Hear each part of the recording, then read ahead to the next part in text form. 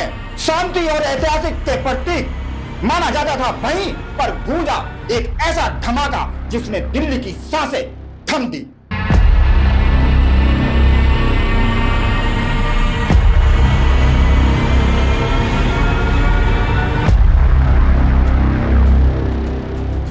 नमस्कार, मैं हूं आपके साथ आदर्श कुमार गुप्ता और आप देख रहे हैं रेड 7 न्यूज। दिल्ली की उस ऐतिहासिक पहचान लाल किला के पास सोमवार शाम को हुआ, उसने पूरे देश को हिला दिया। सैकड़ों साल पुराना यह स्मारक जिस इलाके में शांति और ऐतिहासिक के प्रतीक माना जाता था, वहीं पर गूंजा एक ऐसा धमाका जिसने दिल्ली की सांसें थम दी। घटना सोमवार शाम करीब 6:50 की लाल किला मेट्रो स्टेशन के गेट नंबर 1 के बाहर ट्रैफिक सिग्नल पर गाड़ियों की कतार खड़ी, तभी अचानक एक Hyundai i20 कार से जोरदार की आवाज कई किलोमीटर तक सुनाई दी और पल भर में पूरा इलाका आग के गोले में तब्दील हो गया। धड़कती कार से उठती लपटे पास खड़ी 5 से 6 गाड़ियों में अपनी चपेट में ले लिया। ई रिक्शा और ऑटो में स्कूटी तक जलकर खाक हो गई। लोग चिल्लाते रहे, चीखते रहे, भागने लगे। कई वाहन इलाकों ने कार छोड़कर अपनी जान बचाई। विस्फोट इतना शक्तिशाली था कि आसपास की दुकानें और इमारतों की खिड़कियां तक टूट गईं। चारों ओर धुआं, आग और अफरा तफरी का मंजर था। धमाके के बाद दिल्ली पुलिस, फायर ब्रिगेड और एनडीआरएफ की टीमें तुरंत मौके पर पहुंची।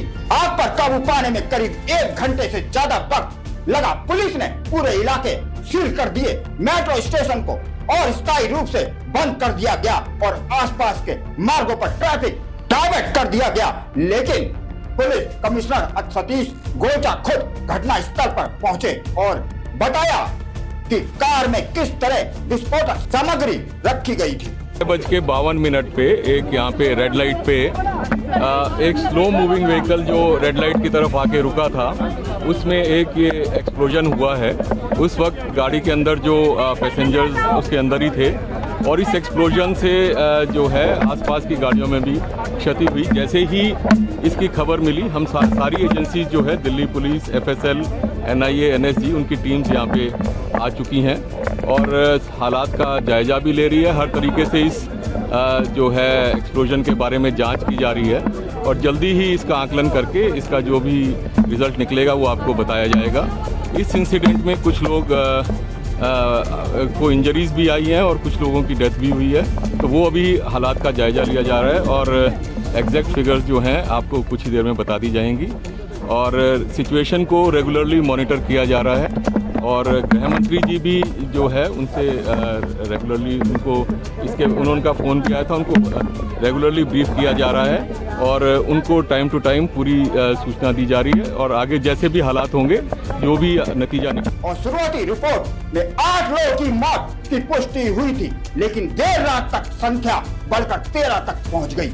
करीब 25 से ज्यादा लोग घायल हैं, जिनमें से कई की हालत गंभीर बताई जा रही है। घायलों को LNGP अरुण, आसिफ अली और हिंदू राव अस्पताल में भर्ती कराया गया है। मृतकों के 1 बच्चा और 2 महिलाएं भी शामिल हैं। पुलिस ने मामले की जांच UAPA एक्ट के तहत शुरू की। प्रारंभिक जांच में ये संकेत मिले हैं कि ये कोई सामान्य हादसा नहीं बल्कि एक नियोजित आतंकी हमला था। सूत्रों के मुताबिक ये हमला फिदायीन यानी आत्मघाती शैली का हो सकता है। कार के नंबर प्लेट और इंजन सीरियल से जांच का पता चला कि वाहन हरियाणा के फरीदाबाद से पंजीकृत था। इससे जुड़े कुछ संदिग्धों के बारे में जानकारी मिली है कि जिनके तार एक आतंकी शेड्यूल से जुड़े हो सकते हैं। फरीदाबाद NIA और दिल्ली पुलिस की संयुक्त टीम ने रात भर छापेमारी की, जहां से 2 लोगों की हिरासत में लिया गया। कार से मालिक और पिछले खरीदारों के रिकॉर्ड खंगाले जा रहे हैं। जांच एजेंसियों के अनुसार इस ब्लास्ट में इस्तेमाल विस्फोटक RDX या पैटर्न जैसी हाई ग्रेड मटेरियल का हो सकता है। NIA की शुरुआत रिपोर्ट से इस मामले की पीछे जैसे ने मोहम्मद के शेड्यूल का शक बताया जाता है, जिससे हाल ही में हरियाणा में सक्रिय देखा गया था। मीडिया रिपोर्ट के मुताबिक कार चलाने वाला व्यक्ति जो धमाके से मारा गया एक डॉक्टर बताया जा रहा है और उसके मोबाइल से डाटा से कई संदिग्ध कॉल ट्रेस किए गए हैं। प्रत्यक्षदर्शियों का कहना है कि हमने बस एक जोरदार धमाका सुना, ऐसा लगा जैसे जमीन हिल गई हो। जब मुड़े तो पूरी गाड़ी आग के धड़क रही थी, लोग भाग रहे थे और चारों ओर धुआं ही धुआं। गृह मंत्री अमित शाह ने इस पूरे मामले पर उच्च स्तरीय बैठक बुलाई है। दिल्ली और नोएडा, गाजियाबाद, गुरुग्राम और मुंबई में हाई अलर्ट जारी कर दिया गया है।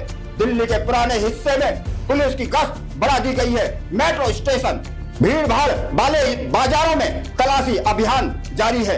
प्रधानमंत्री नरेंद्र मोदी ने मृतकों के प्रति संवेदना जताते हुए कहा है कि दिल्ली की इस घटना के पीछे जो भी ताकतें हैं उन्हें बख्शा नहीं जाएगा। आज मैं यहाँ बहुत भारी मन से आया हूँ। कल शाम दिल्ली में हुई भयावह घटना ने सभी के मन को व्यथित कर दिया है। मैं पीड़ित परिवारों का दुख समझता हूं। आज पूरा देश उनके साथ खड़ा है। मैं कल रात भर इस घटना की जांच में जुटी सभी एजेंसियों के साथ, सभी महत्वपूर्ण लोगों के साथ संपर्क में था, विचार विमर्श चलता था, जानकारियों के तार जोड़े जा रहे थे। हमारी एजेंसियां इस षड्यंत्र की तह तक जाएगी। इस ब्लास्ट ने राजधानी में दहशत का माहौल बना दिया है। लाल किला जो हर साल स्वतंत्रता दिवस के प्रतीक होता है, अब भय और सवालों के बीच खड़ा है। लोग पूछ रहे हैं, क्या अब हमारी राजधानी भी सुरक्षित नहीं रही? क्या परिवारों ने अपने परिजनों को खो दिया? कई घायल अस्पतालों में जिंदगी और मौत के बीच झूल रहे हैं। मौके से जब्त हुई मलबे और कार के हिस्सों को फॉरेंसिक टीम ने कब्जे में ले लिया है। डॉग स्क्वाड और बम विस्फोटक यूनिट ने क्षेत्र की दोबारा जांच की। सीसीटीवी फुटेज में एक बार संदिग्ध व्यक्ति कार के आसपास घूमता नजर आया, जिससे पहचान करने की कोशिश की जा रही है। दिल्ली पुलिस ने अब तक के 4 संदिग्ध को पूछताछ के लिए हिरासत में ले लिया। दिल्ली के लिए दिल में हुआ धमाका सिर्फ एक सुरक्षा घटना नहीं, बल्कि पूरे देश के लिए चेतावनी है। लाल किला जहां हर साल तिरंगा लहराया जाता है, वहीं आज दहशत और राख का सन्नाटा पसरा हुआ है। फिलहाल जांच एजेंसियां हर पहलू पर कर रही हैं जांच, और देश की निगाह अब इस पर टिकी है कि इस साजिश के पीछे कौन था। लाल किला ब्लास्ट की कहानी अभी अधूरी है, क्योंकि जवाब अभी भी ढूंढा जा रहा है। रात में दबी सच्चाई को उजागर करने के लिए। तो आप देख रहे हैं रेड 7 न्यूज और मैं हूं आपके साथ आदर्श कुमार गुप्ता। जय हिंद, जय भारत, वंदे मातरम।